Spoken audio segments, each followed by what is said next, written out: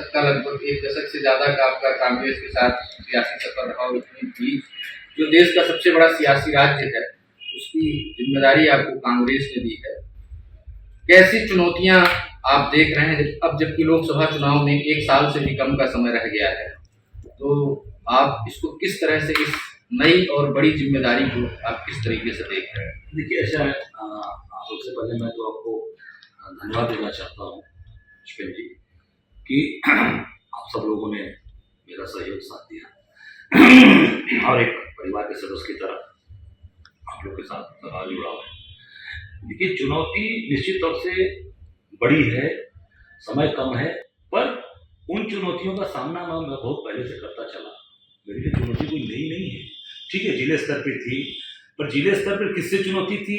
देश के प्रधानमंत्री जी से। प्रधानमंत्री जी से मैं लड़ा और उसके बाद भी कहीं पर भी 1 इंच पीछे नहीं हटा। आप उठा कर देख लीजिएगा, पुराना इतिहास है। हमेशा संघर्ष करते आमने सामने की लड़ाई में मैं खड़ा रहा, चाहे उसके लिए मुझे कोई कुर्बानी देनी पड़ी, मुझे जेल जाना पड़ा, कुछ भी हुआ। अभी आपने देखा कि 82 लोगों पर मुकदमे थे, प्रतिकार यात्रा, साधु महात्माओं पर लाठियां चली थी, बटुकों पर लाठियां चली थी। अभी संयोग से वो शंकराचार्य हो गए, हमारे स्वामी कृष्णानंद जी, उनको लाठियों से मारा। उसमें मुझे एनएसए लगाकर प्रदेश और देश की सरकार ने मुझे जेल भेज दिया और अभी आदेश उसका आया है कि 82 लोगों पर जो मुकदमे हैं 81 लोगों पर से हटा लिए जाए और अजय राय पर छोड़ दिया जाए।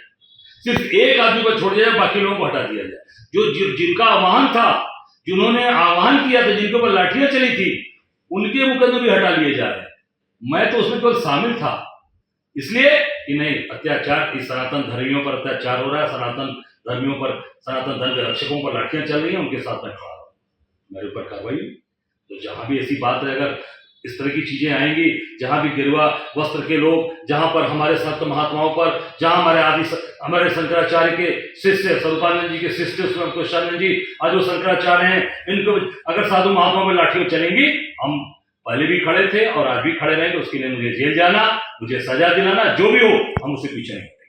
हम डंके की चोट पर उसका समर्थन करते हैं, चाहे मुकदमा हटावे ना हटावे, मुझे जेल भेज दे, हम पीछे नहीं हटेंगे, क्योंकि हमने चुनौतियां स्वीकार की हैं।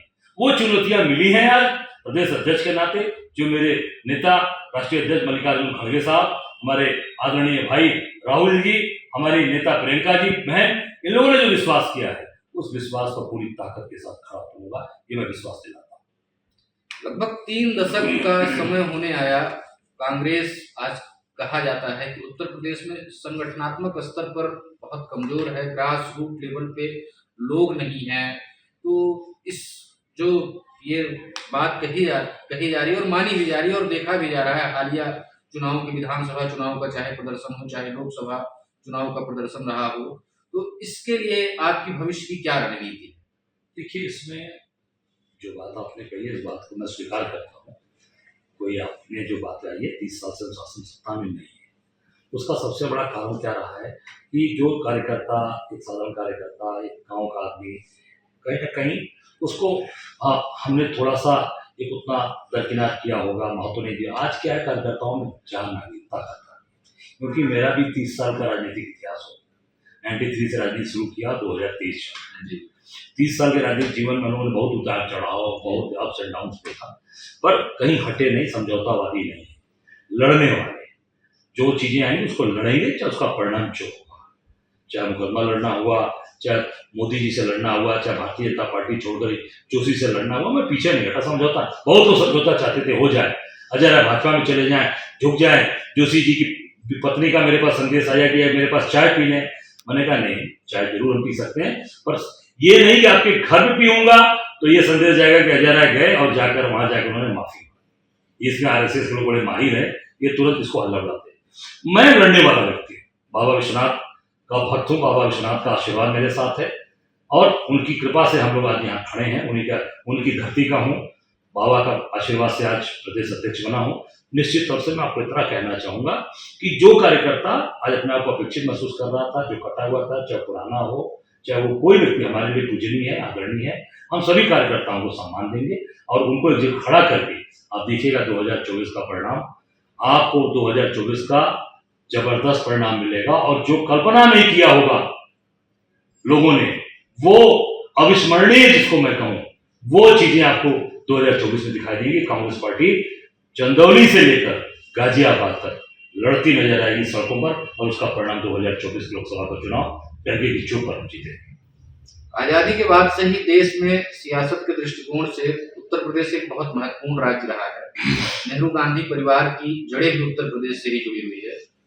प्रियंका गांधी विधानसभा चुनाव के पहले उत्तर प्रदेश में जिस सक्रियता के साथ घूम रही थी, दिख रही थी, विगत 1.5 साल से ज्यादा का समय होने आया, उनकी न वो सक्रियता दिखी है उस तरीके की उत्तर प्रदेश में, न उस तरह से उनका मूवमेंट दिखा है।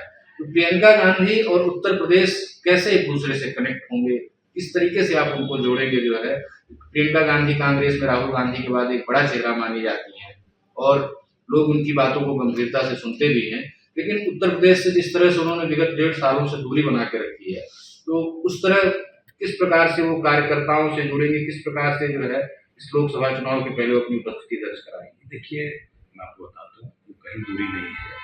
ये लोगों को दिख रहा होगा, वो पूरी तरीके से अभी पूरी जिम्मेदारी, अभी मध्य प्रदेश, अभी आपने देखा कर्नाटका, अभी आपने देखा तेलंगाना, वो लगातार पूरे देश में कांग्रेस का प्रचार प्रसार कर रही है। और हमारी राष्ट्रीय नेतृत्व है, उनकी जड़ें थी और रहेंगी। वो कोई गुजरात से और केवल चुनाव जीतने के लिए और प्रधानमंत्री बनने के लिए नहीं यहाँ से गुजरात से आए हैं। वो यहीं इलाहाबाद आनंद भवन और यहीं जो है उनकी स्वराज भवन की सबकी परिवार की पैदाइश से यहीं की ओरिजिन है। चाहे मोतीलाल नेहरू जी हो, जवाहरलाल नेहरू जी हो, इंदिरा जी हो, आदरणीय राजीव गांधी जी हो, राहुल जी, सब यही से इनकी जड़ें हैं। वो जड़ों को कोई हिला नहीं पाया, वो पीढ़ियों का जड़ है। ये नहीं है कि आप आए और झूठ बोलकर माँ गंगा ने मुझे बुलाया। अरे माँ गंगा ने बुलाया, माँ गंगा मैया कहा जाके देख लीजिए क्या स्थिति है बनारस में, क्या कर डाला इन लोगों ने।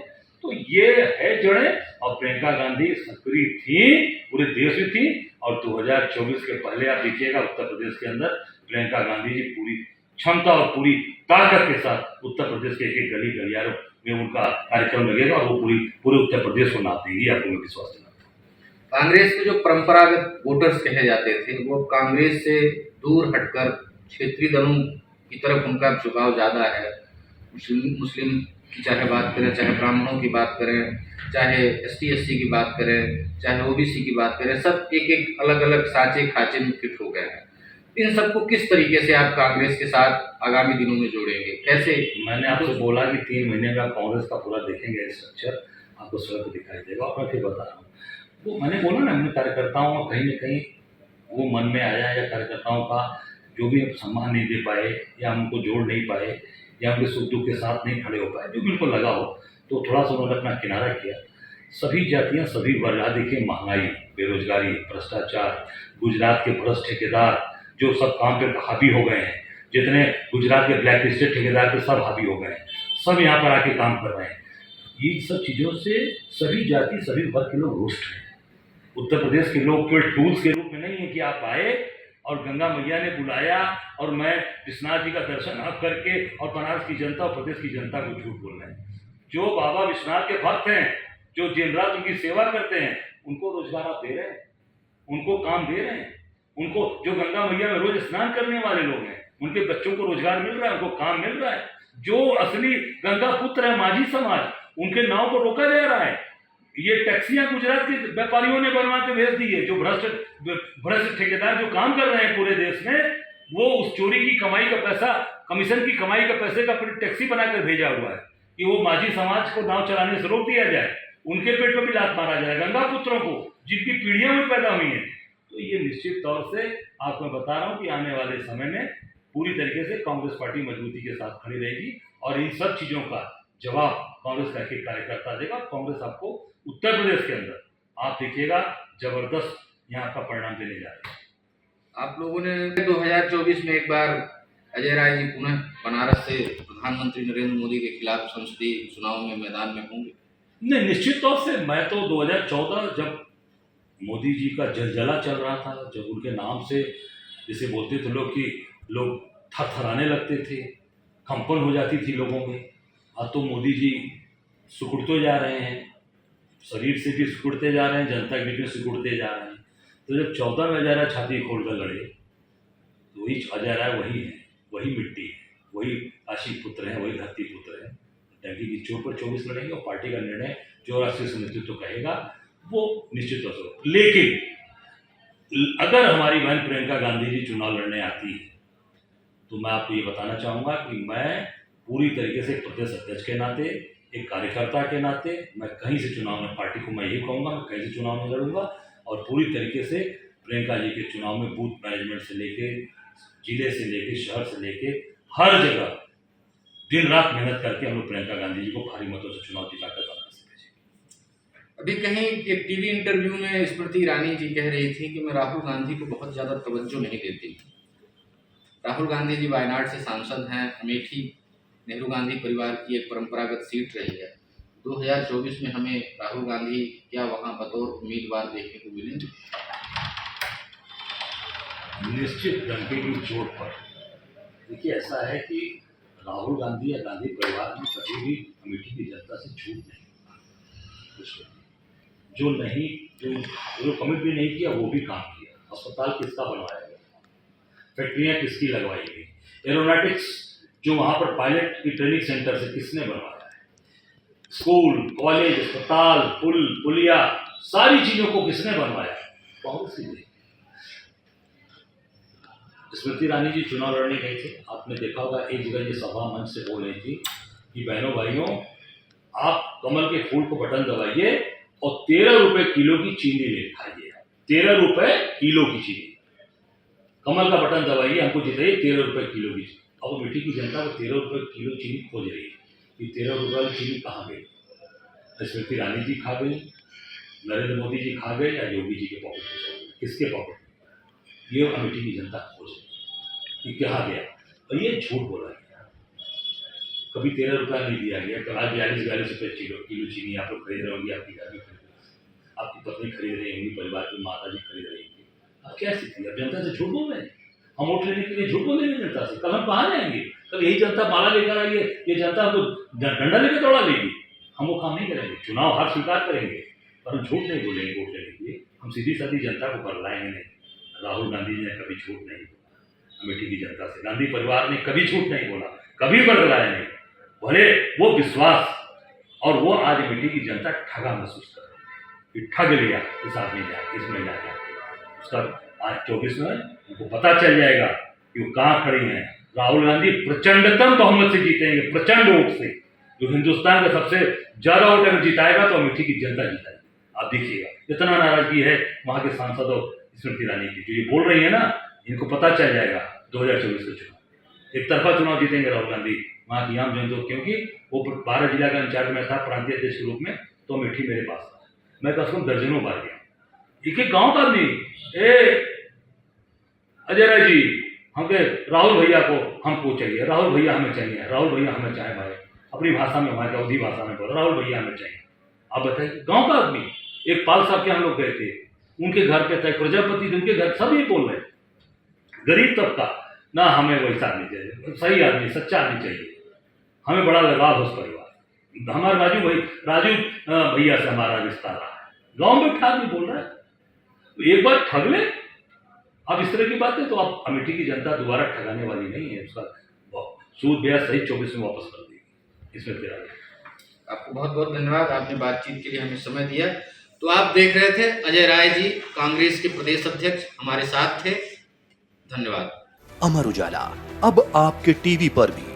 अपने स्मार्ट टीवी पर YouTube पर सर्च करें अमर उजाला, चैनल सब्सक्राइब करें और देखें ताजा खबरें, वो भी HD क्वालिटी में। और हाँ, बेल आइकन दबाना ना भूलें ताकि हर खबर हो आपके घर। अमर उजाला, निष्पक्ष, निर्भीक, निरंतर।